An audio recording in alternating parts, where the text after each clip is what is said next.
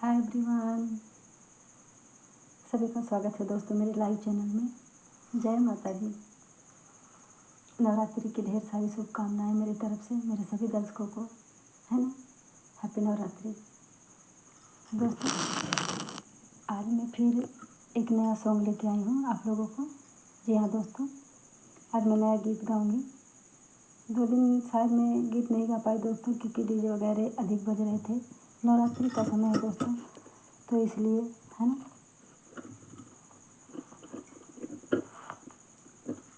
तो साउंड का आवाज़ बहुत आ रहा था, तो मैं गीत अपलोड नहीं कर पा रही थी दोस्तों, है ना।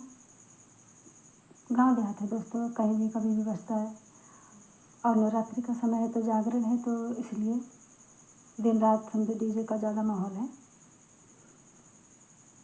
आज मैं माता रानी का, है ना, नवरात्रि का ही गीत है दोस्तों, माता शेरों वाली का, है ना। मैं आप लोगों को सुनाती हूँ दोस्तों। अच्छा लगे तो लाइक कीजिएगा, है ना। कमेंट में बताइएगा दोस्तों कि जो मैंने गीत गाए वो आप लोगों को पसंद आया या नहीं, बताइएगा, है ना। अच्छा लगे तो लाइक कीजिएगा। मेरे वीडियोस को अधिक से अधिक लोगों में शेयर करना ना भूलिएगा प्लीज़। सपोर्ट करिएगा दोस्तों, है ना। सुनाते हैं दोस्तों। मेरे सभी दर्शकों को नवरात्रि की ढेर सारी बधाइयाँ, है ना। मेरे सभी फ्रेंड्स खुश रहें, स्वस्थ रहें, मस्त रहें, है ना। खुश रहिएगा तो मेरे वीडियोस को देखते रहिएगा, है ना। जी हाँ दोस्तों, आप खुश रहिएगा तभी तो अच्छा लगेगा। अगर आप खुश नहीं हैं तो आपको वीडियो, पिक्चर कुछ भी देखने का मन नहीं करेगा दोस्तों, है ना। चलिए दोस्तों सुनाते हैं। मैंने सिंगिंग कर रहे हैं दोस्तों। मैंने प्रयास किया गाने का, अच्छा लगे तो बताइएगा। मैं सिंगर तो नहीं हूँ, पर प्रयास करती हूँ गाने का दोस्तों।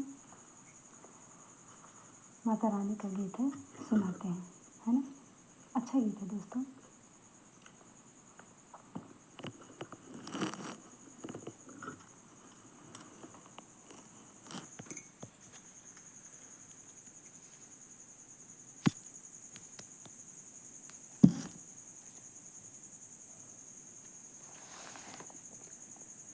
अड़उल के फुलवा में कवन गुण हो, माई गइलू भाई। अड़उल के फुलवा में कवन गुण हो, माई गइलू भाई। गइलू भाई, माई गइलू भाई, गइलू भाई, माई गइलू भाई। अड़उल के फुलवा में कवन गुण हो, माई गइलू भाई। अड़उल के फुलवा में कवन गुण हो, माई गइलू भाई।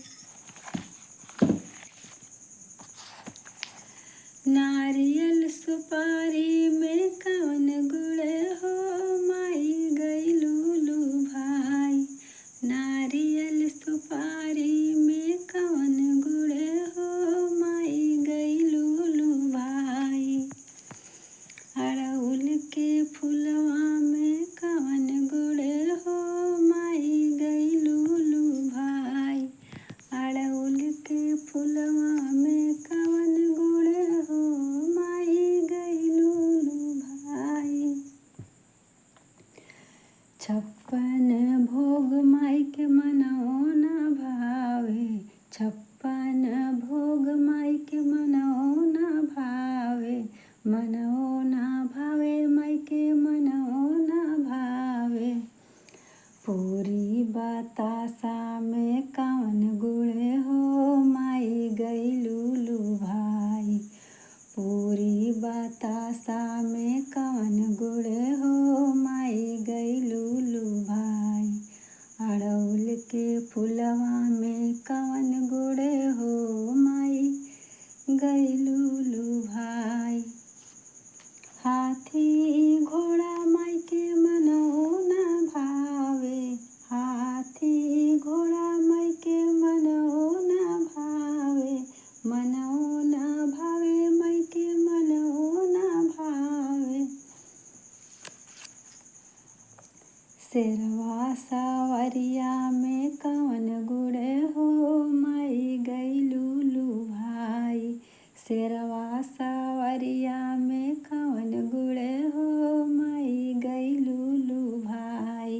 अड़हुल के फुलवा में कवन गुण हो माई गइलू लू भाई। अड़हुल के फुलवा में कवन गुण हो माई गइलू लू भाई। गइलू लू भाई माई गइलू लू भाई। गइलू लू भाई माई गइलू लू भाई। अड़हुल के फुलवा में कवन गुण हो माई गइलू लू भाई। अड़हुल के फुलवा में कवन गुण हो माई गइलू लू भाई। महल अटारी माई के मनहु न भावे। महल अटारी माई के मनहु न भावे। मनहु न भावे माई के मनहु न भावे। ऊँच के पहाड़िया में कवन गुण हो माई गइलू लू भाई। ऊँच के पहाड़िया में कवन गुण हो माई गइलू लू भाई। ऊँच के पहाड़िया में कवन गुण हो माई गइलू लू भाई। अड़हुल के फुलवा में कवन गुण हो माई गइलू लू भाई। गइलू लू भाई माई गइलू लू भाई। गइलू लू भाई माई गइलू लू भाई। अड़हुल के फुलवा में कवन गुण हो माई गइलू लू भाई। अड़हुल के फुलवा में कवन गुण हो माई गइलू लू भाई।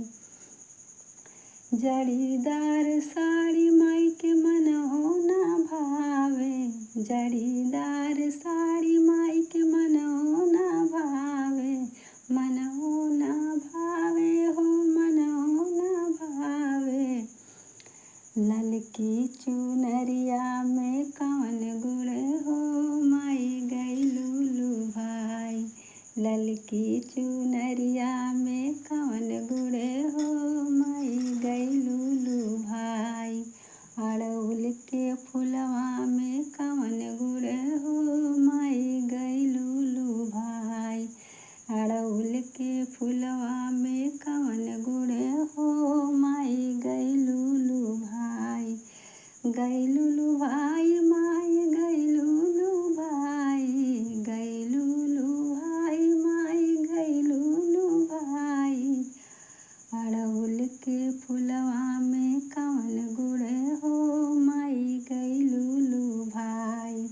अड़हुल के फुलवा में कवन गुण हो माई गइलू लू भाई। जय माता दी। नवरात्रि की ढेर सारी शुभकामनाएं मेरे सभी प्रिय दर्शकों को, है ना। बहुत बहुत धन्यवाद दोस्तों। अच्छा लगे तो लाइक कीजिएगा। गीत पुराना है, बहुत अच्छा है दोस्तों, नवरात्रि का है। मैंने भी, है ना, कॉपी करके थोड़ा सा गाया है, गाने का प्रयास किया है। अच्छा नहीं गा सके पर गाने का प्रयास किया दोस्तों। लाइक कीजिएगा अगर थोड़ा भी अच्छा लगा होगा। सपोर्ट करिएगा दोस्तों, है ना। मेरे वीडियोस को अधिक से अधिक लोगों में शेयर कीजिएगा please. Please support me my dear friends. I am request you to, जो भी नए दर्शक मुझसे जुड़े हों, मेरे वीडियोस को लाइक सब्सक्राइब करना मत भूलिएगा दोस्तों। कमेंट में बताइएगा, कमेंट करिए दोस्तों, है ना। आपका सपोर्ट हमें आगे तक लेके जाता है दोस्तों, है ना। करिएगा सपोर्ट दोस्तों, किसी का हेल्प करना चाहिए, है ना। जी हाँ दोस्तों। चलिए दोस्तों, फिर कल एक नया गीत के साथ आएंगे, है ना। तब तक के लिए इजाज़त दीजिए दोस्तों। कल एक नए गीत के साथ फिर उपस्थित होंगे आप लोगों के लिए, है ना। तब तक के लिए इजाज़त दीजिए। चलते हैं दोस्तों, बाय बाय, टेक केयर दोस्तों, खुश रहिएगा। जय माता दी। मेरे वीडियोस को शेयर करना ना भूलिएगा, ओके। जी हाँ दोस्तों, सपोर्ट करिएगा प्लीज़। आप लोग शेयर करिएगा तो ही किसी का, है ना दोस्तों, चैनल ग्रो हो सकता है। बिना दर्शकों का किसी का चैनल ग्रो नहीं हो सकता दोस्तों। दर्शक हैं तब यूट्यूबर हैं, है ना। जी हाँ दोस्तों, चलिए बाय बाय, गुड नाइट दोस्तों, टेक केयर, खुश रहिएगा। देखिए दोस्तों, इतना रात हो गया था फिर भी हम वीडियो अपलोड किए, क्योंकि दिन में डीजे बहुत बज रहे थे। चलिए कोई बात नहीं दोस्तों, ये तो अपना काम है ना। Bye by.